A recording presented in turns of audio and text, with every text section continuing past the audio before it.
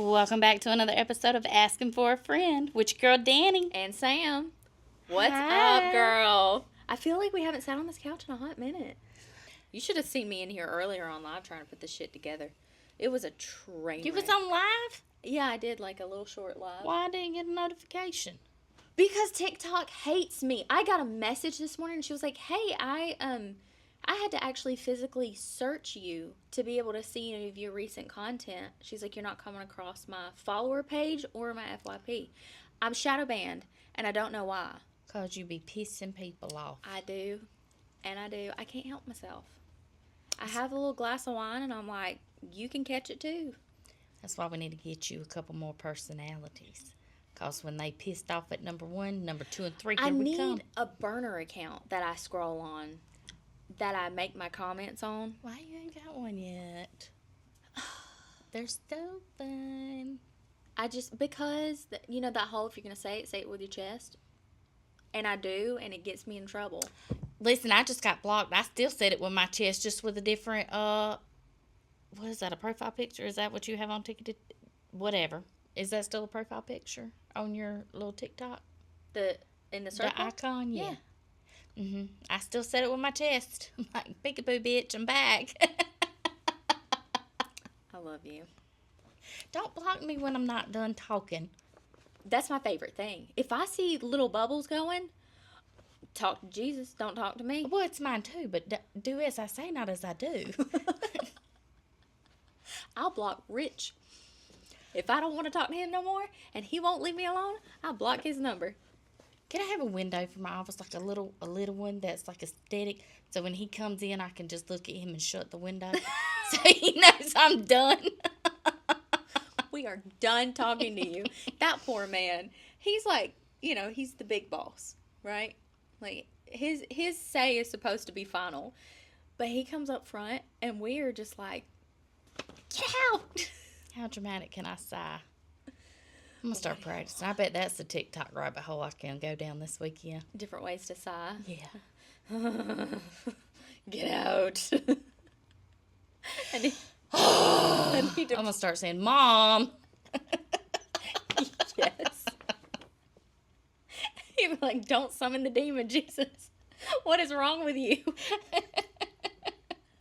No, this week on TikTok has been, I feel like I have 2 categories on my FYP currently. Okay. And it is Karens. Karens. What Karen be doing? They just are full of opinions. Karen's full of opinions everywhere. They're coming out of the woodwork. And I think it's because the heat is making them angry. And so they're just coming out everywhere. Are they older? They're all different. They're male Karens, female Karens, old, young. And it's like, are you good? No, they're dying. Go back to heat exhaustion. Go back to Facebook with that. Find your local community group with that shit. To keep it off of TikTok. We're supposed to be happy here. Now, listen, Facebook's acting up. I feel like it's making a resurgence. It is acting a straight fool because they tried to ban all my Are We Dating the Same Guy groups. It was down for 24 hours. I almost died. What? Yeah. Why? They nobody wants to be posted. Nobody wants to be outed. There was a ton of them. Banned? Taken off. Now they're back. Most of the ones are back. I feel like that's not doxing people. Like if you're, well, I don't know. I could see both sides of that. Because they're just putting the picture up, right? And like, are we dating this guy? Here lately, ain't nobody been putting a picture up, which makes it very difficult for me because I don't know why y'all think I'm going to remember a name. I have an emoji for who they are. See, I don't need a agree picture. with that, right? You need to be able to identify the person because I feel like there are lots of guys with the same name. It's a B name, 28. I know you lying. In the such and such area, has a dog. That's so vague. Do you know how many J names have caused me trauma? Are you talking about Josh, Jared, Jay, Right? Josiah? Jed? Jedediah? Is that you? Like, I need a picture. And what if they was lying to me about their name in the first place? God, that has happened. Ma'am. Picture me up there. That's Chris. That's Frank. That's Michael. That's Chad. That happens so much more than I realized. And listen, I know girls do that. They'll be like, my name is this is my number, and that's not their number or their name. But I feel like that is for our survival. Or entertainment. Why are men doing this? I mean, it could be for entertainment. It's fun. Men? Maybe. No. I've been Melissa for a whole night and not give a damn. Yeah, but that's a girl. But for a guy to do that, like, I feel like for a girl, well, okay, I see what you're saying. You're doing it for your own entertainment, but you're evil, so. Not everyone was built like you. I just need a guy to come out in the woodwork and be like, twin. Like, let's team up. I feel like we're waiting for the apocalypse to happen and the demons to come out. That's when your twin will be here. Let me get some marshmallows. Okay, let's get into these questions. Asking for a friend. I'm a first-time mom in my early 30s. Get a girl. And I feel like I'm consistently being judged by other women, by the older women in my family. My mom, my aunts, even my grandma, for literally everything I do. They make passive-aggressive comments about me. And listen, let me pause. I laugh because, girl, welcome. We have all been here. Yeah, for real. Maybe not God's favorites, but the ones like us, we've all been there. Aggressive comments. Be serious. Bruh. Like, you're not going to breastfeed? No, Nancy. No, I'm not. I guess my kid doesn't like my brand of milk, okay? He does better with formula. Anyways, they make... this one's trigger. They make passive-aggressive comments about me using formula instead of breastfeeding, act shocked that I nap when the baby naps, and shame me for hiring help with the house. Now that I'm planning to go back to work and put the baby in daycare, that's a whole new wave of guilt. It's like they think being exhausted and burnout is a badge of honor. And because I'm choosing my peace, I must not love my baby enough. How do I navigate this without burning bridges, but also without letting them steamroll me into motherhood martyrdom? My brain just stuttered. Ashley, yes, with a L-E-I-G-H. Well, Ashley with a L-E-I-G-H. Thank you. Thank you for that. Are you sure you don't want to burn bridges? No. It's so sparkly. It's so shiny. It's so warm. It's like a hug. It's like a little evil hug. I mean, we're first always going to advocate with tell them to go fuck themselves. Sideways with a cactus. Because how dare you judge a mother for the way she chooses to parent if it is not harming the child physically or emotionally, and everybody's got opinions on that. But I think the way that she's parenting, hiring a housekeeper, first of all, let's rewind. The fact that she chose to wait to her 30s to have a child until what sounds like she's financially stable, because, honey, let me tell you, I couldn't afford to hire a housekeeper, and that's brilliant. Like, I nap when the baby naps, and I don't have to worry about my house being clean. That's queen status right there. The fact that the whole family is not celebrating that, like... Yeah, it helps you be more present with your child. Right, more productive in your waking time. So that she can bring that baby by your judgmental ass house so you can see the baby. Calm down, Rita. Go take the baby to go visit them. You can get termites offline. Just sprinkle them on the front step. Don't even say anything. It's fine. It can't come back to you. It's not like you'll get fingerprints off of them. That's true. Darn. You should probably hire somebody to clean the outside of your house. I got a number for you. But the fact that you don't want to burn bridges, I respect that as well, because you're trying to, I don't know. I don't know what you're trying to do, but it sounds like it's wholesome and good, and you're a better person than me. But please keep note, being blunt and being firm doesn't always have to be dramatic, ugly, hateful, disrespectful. For me, it does. For me, it does. But there's healthy ways to say where I respect your opinion. Wait, let's rephrase that. I respect that you have an opinion. Although it sucks. That does not work for my life. Yeah. That does not work for our home. Yeah. And I kind of feel like I want to know why is he not nipping it? Now, if it's any of his family, I would absolutely want a united front. I would want to sit with him and say, hey, here's what we agree on. She said it's the older women in her family. So maybe they have like a whole, that's your family, you can deal with it. Maybe he wasn't around for the disrespect. I'm not sure. Maybe she prefers to deal with her family. Maybe she chose to be a single mom. Oh. Because, listen, baby daddies sometimes ain't worth it. For whatever reason. I totally get that. But like clear boundaries. Clear boundaries. They can be respectful. Yeah. They can be calm. Yeah. You just have to be prepared to be like, well, period. Yeah. I said it, we're done. Yeah. I'm gonna address this once. These are my decisions. I am grown, financially stable, and fully capable of raising this child how I see fit. And my opinions box is closed, buried in the ground, and a structure is built on top of it. If they keep pushing opinions and suggestions unwanted, you can get you a pretty little box to put by the front door, and it says suggestions here. Mm-hmm. Leave them a cute little note card, Mm-hmm. Some nice stationery with some flowers on it. And weekly you take you a glass of wine and a fire-safe bowl, and you drop a match. You just burn those little opinions in there. I like it. You don't burn bridges, you burn opinions. Snap surprise. Okay. Do you want to ask yours, or do you want me to move on to mine? Like me get through mine? I'm getting... So, I had a statement sent to me. Mm-hmm. No elaboration. However, that, you know me, that took me down trying to look up some other conversations that I've had previously with people. Mm-hmm.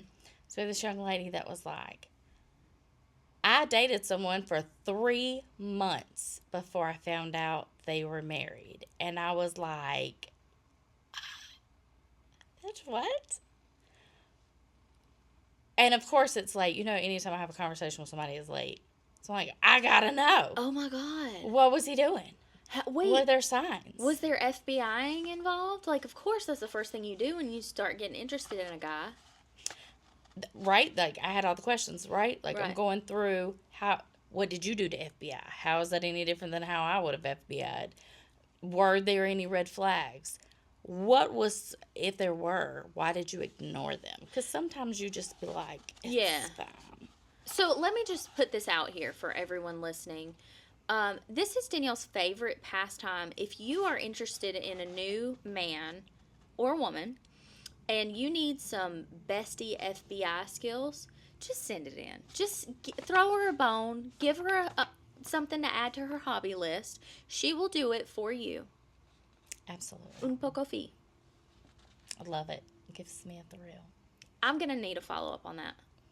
3 months? Surely to God, he had everything unlocked. Oh my God, I bet you he was one of these motherfuckers that say, I'm just not big into social media. Wait, now that takes me back to the other conversation.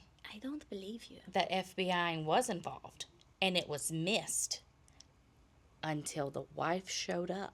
Huh? Uh-huh. Showed up where? In the inbox? No. Presently. So this young lady was casually dating someone who worked in the law enforcement field. Why are they the worst? I'll keep my opinions to myself on that one. We're going to do a deep dive into that. The psychology of law enforcement officers. So casually dating, right? Said it worked really well. There was no pressure. She was a busy career woman. He was busy. It went fine. And this carried on for multiple months. They lived a little ways apart. Mm-hmm. They would have coffee. They would have lunches. Occasionally, schedules would work out. They could have dinner. But she loved it because the conversation was great. It was fun. They were physically attracted to each other. But she was busy. She was doing her thing. She had her priorities. She was in so order. happy with how it was going. Yeah. No pressure, right? And she wasn't really big on, like, she wasn't looking for commitment, right? But they've been spending some time together. So fast forward, she had a little bit of time off. And he suggested, hey, why don't you come stay with me? We'll grill out. Watch His some movies. marital home. Oh my God, I'm so invested. Now, she's really feeling him. There's been a little, just little kissy happening. So she's like, bet, why not? This has been multiple, like 3 or 4 months, right? Of this casual dating. Okay. There's been no stay the nights. Okay. What, for 3 or 4 months? Because of the distance. Okay, but right? still. She worked in his area at times. And he would come visit, but they didn't stay together. Mm-hmm.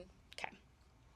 We live there. That's suspicious to me. So while she's waiting for this day to arrive, she's like, you know what? Let me not be stupid. Because I do feel like we're going to have some fun, right? So she gets the address. She does all of her searches. The property's in his name.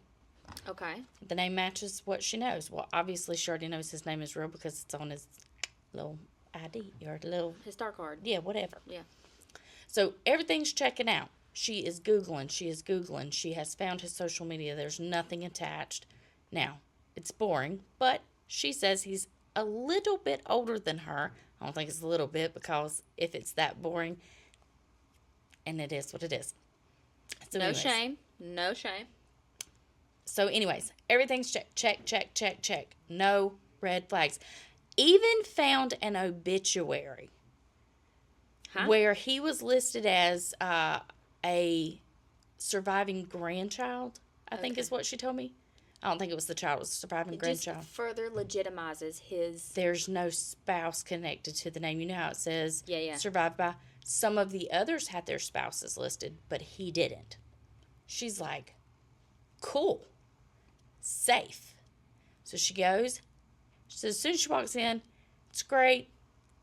It just feels off.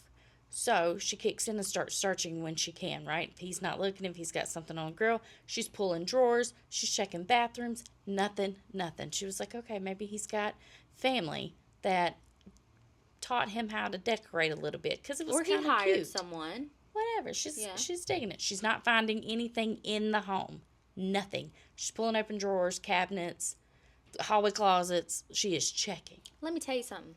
Let me just tell you something. You can't hide a woman's hair. If a woman is living there, she gonna have hair glitter everywhere. She's not finding anything. What? Okay. Night goes well. He killed her. Hid her body. She goes to bed. She gets she mentioned that he was restless, right? He's like, I'm gonna go lay on the couch so I don't keep you up. She wakes up to loud noises. Crashing, banging, yelling, whatever. So she's like, I panic, jump up, go see what's going on. And there is a woman standing in the living room of this house, losing her mind. Spots her, immediately starts going, like, yelling, cussing, name calling, whatever. And she's like, I'm still half asleep. I'm trying to figure out what the hell's going on. So in the middle of all this chaos, she starts putting pieces together of what's being said. And she comes to the conclusion that 2 + 2 means that's his wife. And she is just like, hang on. Wants to know, why are you in our home? She's like, what do you mean our home? And she immediately starts trying to defend herself, right? Like, I'm leaving. I didn't know. He said this. He said that. And she's like, what do you mean? Where did y'all meet? She's like, listen, when you calm down, I'll answer all the questions you want. She's steadily just gathering her things, right? So as she's getting out of the house, because she's like, deuces, I'm not doing this. I don't know how bad this is going to escalate. Yeah. She's slightly scared. She's like, I don't want to have a physical altercation with this woman. Right. The woman follows her outside and proceeds to question her. And she's like, listen, this is how we met through a dating app. We have been talking for X amount of time. Here's how I've been seeing him. And even began to explain, like, I've already searched this place. I even searched the house when I got here. There's no proof of you. Like, I would have no clue. No evidence a woman is present. Guess what the wife tells her? What? Of course there's no evidence we live here. It's our Airbnb we own. This man has a whole house with his wife. He got 2 houses. And children. And children. And this is a property that they own. Now, why the whole name thing, I don't know about no loan or ownership. I don't know why that's the only name she found. It is an Airbnb. I understand. And that goes into logistics. What the fuck? As she drove away, she was halfway back home and got a phone call from him. She said she didn't think, she just gets in the car and goes. She's not thinking to get back on the phone and like block and whatever. Her head is spinning. She said the phone rings and she's like, "Are you freaking kidding me?" And he's like, "Where are you at?" Were you present? Were you just here? Did we experience this together? She said she could not block him fast enough. The spectrum of red flags, he exceeds the spectrum of red flags. And all I can think, listening or reading, right, is you've checked property records. You did. I wouldn't have thought about the obituary. That was pretty genius. Smart. Like, it's pretty genius. I added that to my repertoire of what I need to remember to look for. Yeah. Nothing. You found nothing. Wow. Okay. And was even aware enough, hey, social media there wasn't much there. Okay, so she went through everything, reading comments, trying to look for. Okay, so 2 things. Not to shame the wife. Okay? That is not my intention. But doesn't it seem weird to you that the wife isn't on his stuff? Like commenting or liking or tagging him and stuff? Like, where are we at in marriage? Absolutely. Just a question, not a judgment, just a inquiry.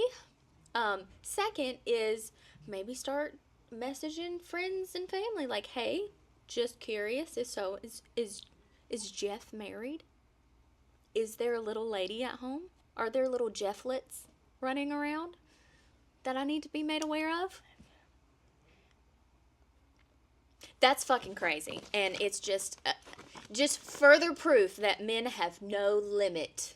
Asking for a friend. Mm-hmm. Is it a red flag if I low-key get the ick from watching a grown man do something slightly basic? Like he ordered a Frappuccino, all caps, with whipped cream. Excuse me, sir? Or I saw his bare feet in a group photo and suddenly I don't know if I could marry him. Valid. You can't. Was his toes crooked? Valid. I bet he get that one that's longer than the other one. Like I swear I liked him 12 hours ago, but now I can't look him in the eyes. Asking for a friend who may or may not be emotionally unavailable, but extremely self-aware. Yes, you are, queen. Listen, I think that's my first cousin. I feel like this is a valid trauma response. So you are extremely aware of things that feel off to you, even if they aren't necessarily that quote-unquote deep, but anything that even remotely reminds you of a red flag that you dated in the past or like sets off your radar, I feel like women have these levels of trauma where we're like, nope, that reminds me of something that I've already been through. Absolutely not. Like, our boundary game is so strong. Have you heard that a win is a win? An ick is an ick. Sorry, not sorry. Goodbye. Your toes crooked. Bye. Oh, I don't like that you have those little hairs on your big toe. You got to go. 11 hours ago, I wanted to jump your bones. Hour 12, ew. I don't feel like you should feel bad about this. Like, the whipped cream, okay, listen. No! Wait, hold on. Hear me out. Wait. I don't think the whipped cream is necessarily the ick. It's when they put their tongue down the hole to, like, lap it out like a dog. you gonna have to do extra man shit if you ordering a frou-frou drink. Like, you can order a frou-frou That's drink true. with your girl. There is That's a my balance. preference. There is a balance. Like, please don't order a lemon drop martini and expect me to trust you to defend my honor or my life on the streets of Broadway. Like, I'm gonna have to step between you and danger, sir. So I was also asked, what has happened to the... Oh, Y'all, I'm going to end up breaking this. I've already broken it multiple times today. It's fun. I feel claustrophobic. I think we're going to have to, like, Where was it at? E6000 it together. It was a question about what do we think contributed to the imbalance of masculinity and femininity, like the power balance. Well, I think that... they started ordering damn frappuccinos. With whipped cream. No, I'm okay. I'm truly okay with the girly drinks. But like you said, you have to be able to provide something that's, like, super masculine for me. Like, put all of my furniture together. Like, kill all the bugs for me. Like, you know, you be the one to get wet when we're walking in to the restaurant, not me. Like, give me your jacket to put over my head. Like, those masculine things. I do not... Sir, you don't get princess treatment. That is an imbalance of the masculine feminine. I get princess treatment. You get princess drinks. You get princess treatment when I massage your hand after work because you've been doing manly shit with your hands. They get princess treatment. It's just different. No, I understand that. But I get her icks, though. I truly, this is a hill I will plant my flag in. It is a trauma response. Are you, all of them? 99% of them. I think it's something that triggers a memory or a feeling associated to something else. Even if it's just, that's way too feminine. I've been with men who had more feminine than masculine, and she wants a more masculine man. Like, it doesn't have to be that necessarily that exact thing that he's doing. Because I got lots of icks now. You do, but you have lots of trauma. Damn. Damn. I start bringing a comfy blanket, a safety blanket in here. Damn. I love you, though. Your trauma makes you funny. Hella funny. Not unapproachable. Well, Yes, it does. People are just stupid. That's an ick. Sir, I looked at you funky. Me and that gal need to swap. I may have new icks. I may let her know she got new icks and she don't know it. Them toes, though. Now I'm about to have to go through the roster and look at everybody's feet. Oh, no. We might be clearing the roster out tonight. Oh, she got me thinking about that longer toe. Ooh. Oh, no. Jesus. Okay, I have one more. Okay. This one came in. I did not know it came in. Tutu made me aware of it. Oh. Okay. It says, if emotional labor were a paid job, what would your hourly rate be and who owes you the most back pay?